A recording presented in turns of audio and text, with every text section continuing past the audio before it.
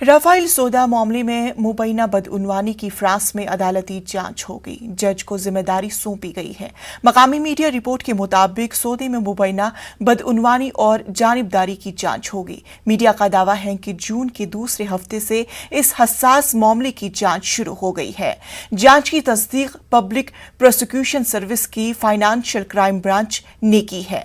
Rafale सौदे में हुई मुबैना बदउनवानी पर फ्रांस की वेबसाइट पर अप्रैल में सिलसिलेवार तफसीली रिपोर्ट शाया की गई थी। ख्याल रहे कि हिंद फ्रांस के बीच 36 लड़ाका तैयारों के लिए 59,000 करोड़ का ये सौदा हुआ था। वाज़ेह रहे कि हिंदुस्तान में भी अपोजिशन पार्टियों ने आम इंतखाबात के दौरान ये मुद्दा शिद्दत से उठाया था। खुसूसन राहुल गांधी ने वजीर आजम नरेंद्र मोदी पर जारहाना हमले किए थे। राहुल ने इस मुद्दे पर वजीर आजम को बहस के लिए चैलेंज भी किया था।